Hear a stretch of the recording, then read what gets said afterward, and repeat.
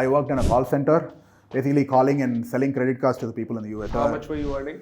8,000 rupees per month. What happened next? This business did really well. My income shot up, so almost 1.8, whatever, 1.8 crores. So because the earnings was high, I was spending only 5 or 7% of my entire. Being a middle class guy, you're always thinking of saving, salary, money. I wanted to get out of this race, right? Everything was giving me a cash flow. Yes. So which ensured that I got some 3.5, 4 lakhs in income, and my expenditure was 1.25 lakhs. Hello and welcome to a new episode of Fix Your Finance. Today we are in Bangalore. I am sitting with Kaustuban. He's currently 40 years old and he retired at the age of 35. Kaustuban, welcome to Fix Your Finance. Hi. Thanks, Anshuman. Thanks for coming to my house. Let's understand your career, right? You are 40 right now. Yeah. When did you start working? So I started working in 2004. I worked in a call center, basically calling and selling credit cards to the people in the US. That was my first job. For how long did you do this?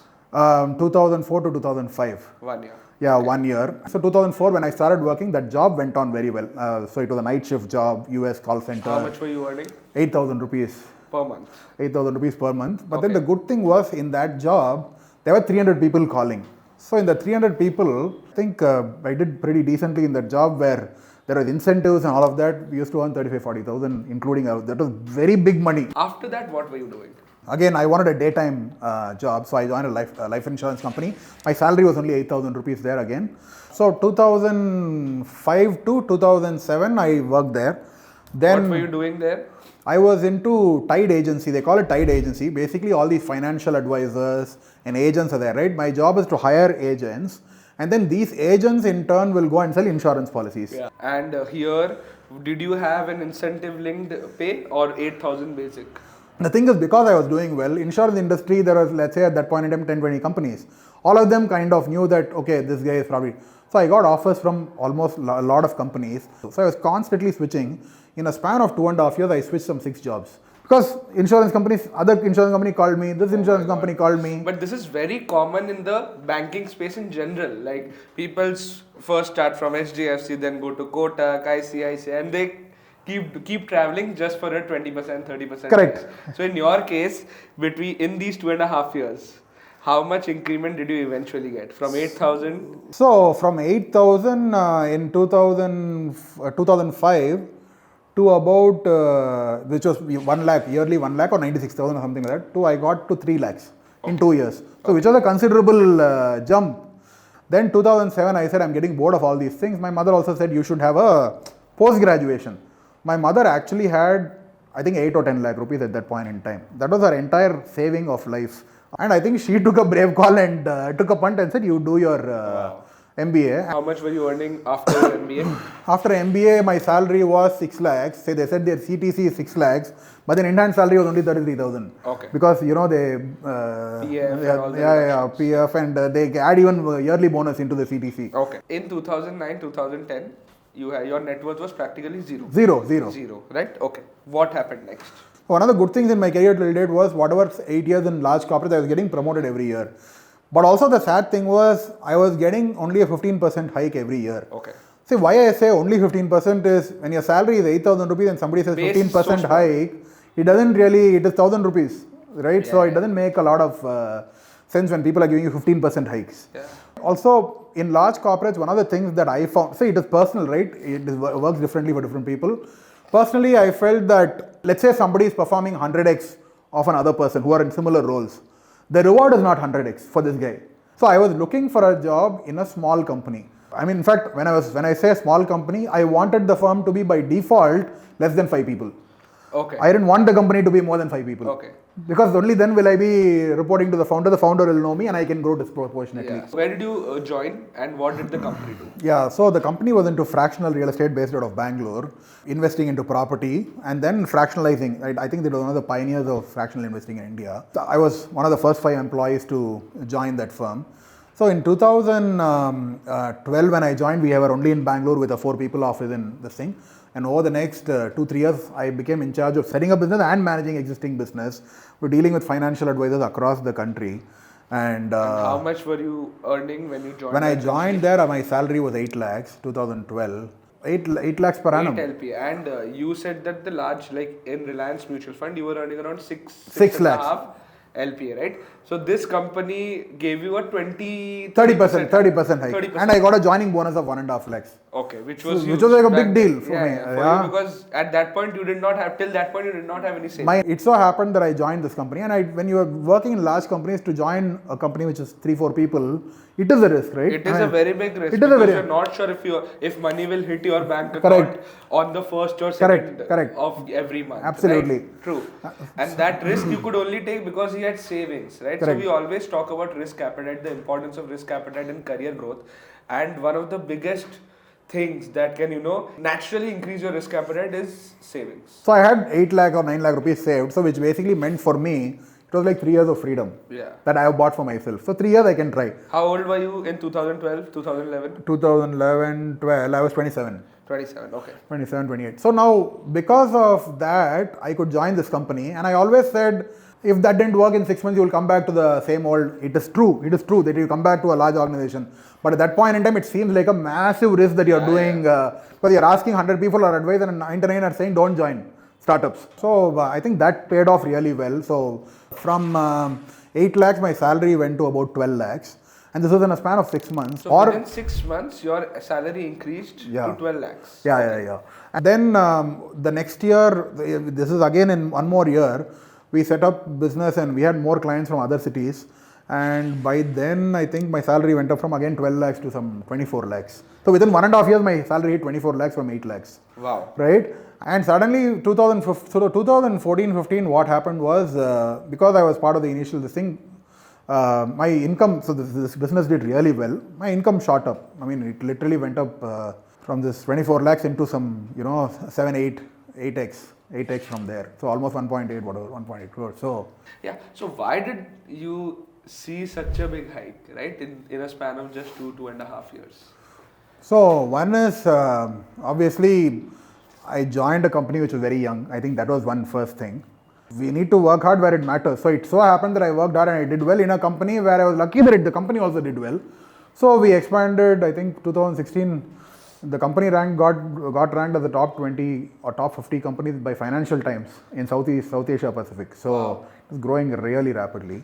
And I was heading the entire business side of that. And when did this thought about, fire struck you? So the switch was, I started reading quite a bit, and the reading actually started a lot because when I joined a startup, I was either traveling by bus for anything below 18-24 hours was by bus or by train. So what do you do 18-24 hours in a train? So I started reading. I used to go to the railway station, buy some bookstall will be there, buy some random book. And it so happened it was all autobiographies or about finance or whatever, right? And I think while I was reading that helped me. Also, my boss had financially retired at the age of 30. Okay, so till 2012, you were spending 100%. 2013, what was your savings rate? 2010 to 12, I would say I was saving 20-30%. That's how I had that 8 lakh rupees, right? Yeah. Bonuses and all I used to save, 1 lakh, 1.5 lakh yearly bonus I used to get, save 8 lakhs, that's how I had in 2012.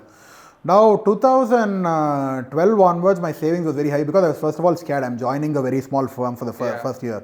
So I automatically started saving 50%.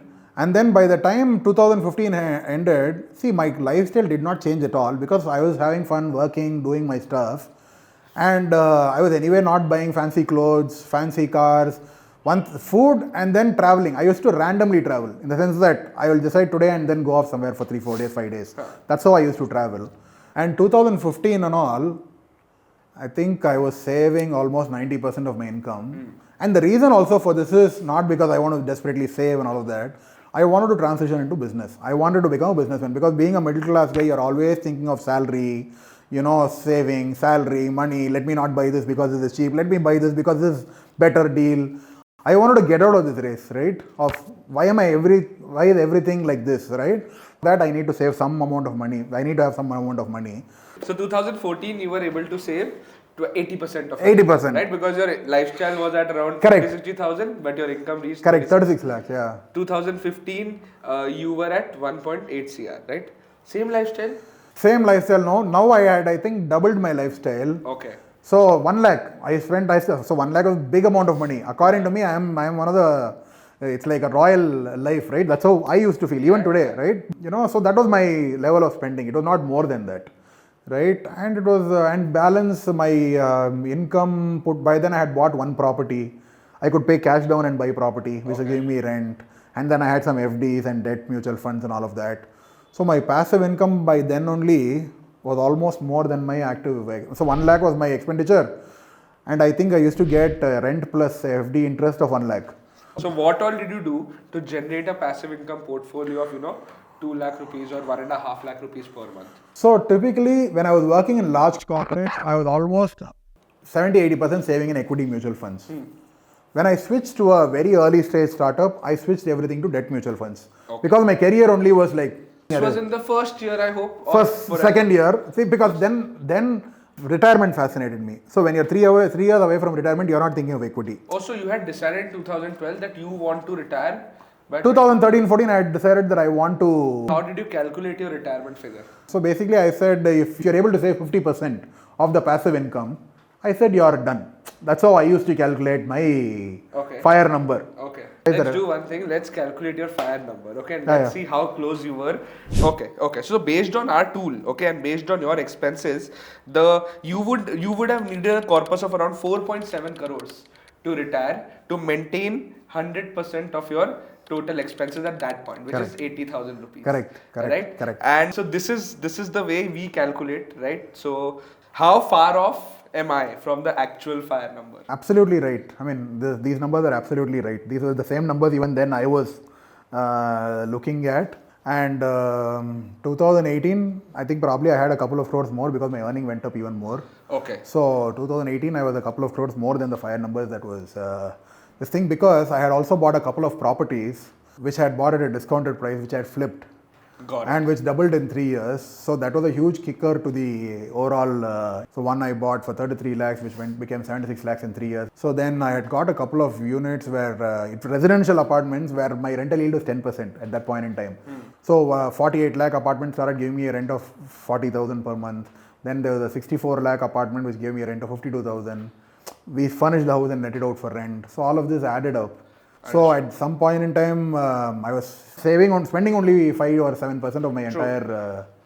And there is this mathematics, right? If you save 70% of your income, anybody in this world, whatever the income is, if one saves 70% of their income, they retire in 8 years. Yeah. Financially become free in 8 years. I'll pull out the chart, okay? I'll pull out the chart. So if you save around 70%, right? You can retire in around 8 years. If you are saving around 64%, you can retire in around 11 years. So 2014, I was exactly looking at the same chart that you're looking at today. There's no difference, exact same chart. Yeah, so this chart has been used as a reference since many years. And guys, if you are also if you also want to figure out how much you need to retire, right? And if you also want to figure out your FIRE number, then we are conducting a workshop on the fundamentals of retirement planning, wherein we'll teach you how to calculate your retirement figure, how to reach that amount based on different investments. And once you retire, how to allocate that money into different investments so that you are able to generate an inflation protected income for life. This is a 2-hour webinar, and along with the tools, you will have access to all the information that is needed to figure out how much you need to retire. Okay, anyway, so 2018 is when you retired, right? And you stopped working. Correct. Okay, and you ended up with 6.5 CR. Correct. Okay, now tell me how you managed that money. So about 20% of that was in real estate, 20 to 30% was in real estate. About 50% was in debt mutual funds. 50%? Yeah, 50% was in debt mutual funds. And then balance in equity. Okay. 20% only in equity. Well, how much returns is your portfolio generating as of now? So the portfolio returns at that point in time was about 8%, 8 to 9%. It's not even, it's just hitting inflation type of a situation, right? Including real estate? Including real estate, because when I'm talking about 2018, my risk tolerance is 0 now. So one of the things with this, the corpus was everything was giving me a cash flow. Yes. So which ensured that I got some, 3.5, 4 lakhs in income, and my expenditure was 1.25 lakhs. Yes. 2018. Yeah, 2018. So 3.5 lakhs per month, right? Per month. Per month, and which was enough, more than enough to cover your expenses. Correct. Okay. And how were you generating income? So did you invest in residential real estate? Residential. Yeah, see, ideally, obviously people are supposed to invest in, when you want cash flow, it's ideal to invest in commercial real estate.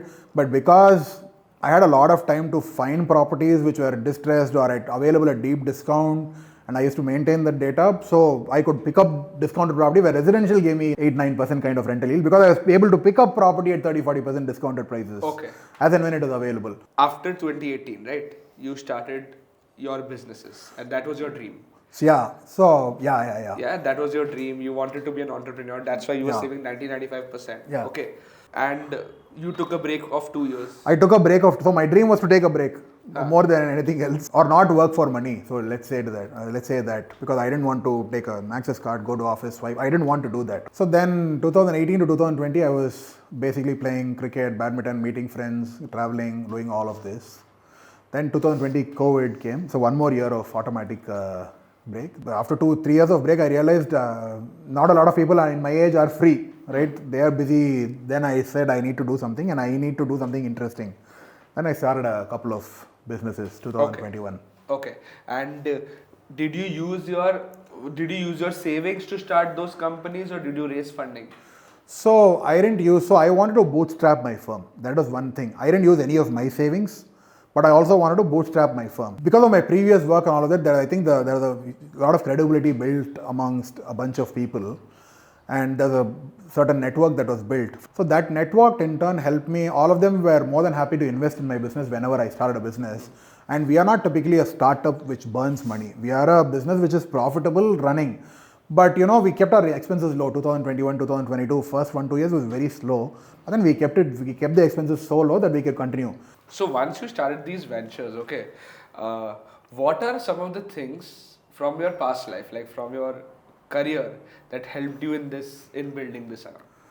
So 2012, when I saw these guys build this business from scratch, they had sold their previous company for $300 million. But then when they set up a new business, they did not bring that baggage into this business. So when I saw the founder building that business, you're working out of one room, new office, puja, give everyone food, do all this dhamaka, and then start a business. That's how you think of this thing, right? Buy a laptop. But now when we start, we are in fact be cost conscious in terms of taking an office space in a new city.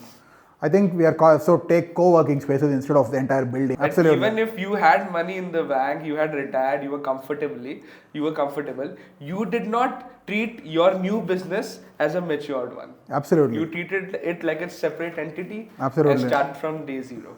Absolutely. So that conscious decision as far as business is concerned to be frugal, I think that is something that was an important lesson. One major thing that a lot of people do not have an idea about is the life after financial independence, right? Everyone is like, I want to quit the race, that's why I want to retire early. But what happens after you retire? Like, is there a sense of an identity crisis, and what to do with all the excess time? One of the reasons most people would get financial freedom at a certain age or early age is because they have proven track record of being excellent at something. They're good at what they do. And to suddenly stop and say, I won't do nothing that I'm good at is a very hard thing. But then what do you do through the week? Yeah, 1 year is fun because you can travel, do all of that. See, travel and everything is fun when it is all limited, when you have to take an off, go for 10 days, come back. What if somebody tells you go travel for the next 5 years, non-stop, and all the money is given to you for free? Then it is not that much of a fun thing, right? True. If I look at your entire journey, okay, of course, your high savings rate played a very big part, but the biggest reason why you were able to retire at such a young age, at the age of 35, was your high income, right? Correct. If your savings rate was 80% instead of 95%, you would have retired by 40 or 45, but still, you would have managed to retire early, right? And one of the reasons why your income grew at such a high pace is also because of your sales skills. Right? All your life from start, you started selling credit cards, then you were selling life insurance products, then at one point of time in the real estate company, you were convincing senior people to join the company. So it's the sales skill which probably gave you exponential returns, right? This one skill, if you want to 10x your income in 5 years or 5x your income in 2 years, you need to have sales. You need to understand how to sell your skill set. Now we are towards the end of the video. This is the Fatapat Finance round, okay? I'll ask you questions and you have to answer it instantly, okay? First question, since money is out of consideration, what would you ideally do for a living? I think I'm doing it right now. I'm working on a farmland project and growing fruits and vegetables and playing cricket. So combination of these two. Okay, sports and agriculture, right? If you had an unlimited budget, what would you give to your mother? I wouldn't ask for more money. I would probably ask more time for her. Okay, understood. Understood. What about your wife? So my wife and I are again partners. I mean, she also works with me in my business. Okay. I think with my wife, it will be a sense of achievement of building this business as a large business, because there are a couple of other people along with my wife, then a few other people we are building this business. I think that's what I would want. Cool, Yeah. cool. If you could choose one particular incident or an inflection point which changed your entire career trajectory, what would it be? Thinking of joining a very, very small company. And if you want to join a very small startup, make sure to have an emergency fund of at least 8 to 10 months of your living expenses, so that you can give that startup some time, or else every small uncertainty might, question your move and you might move to a larger corporation. Thank you so much, Kaustuban, for sharing your story. From your story, I can only remember one quote. Okay? The quickest way to become a millionaire is to help a millionaire become a billionaire, right? And that's what you did. You joined a couple of millionaires at a very early stage, helped them, build their new company, and in the process, they helped you with your financial independence. Right. But to be able to help a millionaire become a billionaire, you have to first be someone of value. You have to add value in their lives, right? So have a specialized skill set, learn how to sell, and you'll definitely meet the right people in the journey. Thank you so much for watching this video till the end. अगर आपको इस video में कुछ भी अच्छा लगा, hit the like button, and if you're new to the channel, consider subscribing. Your love and support will keep us motivated. Goodbye.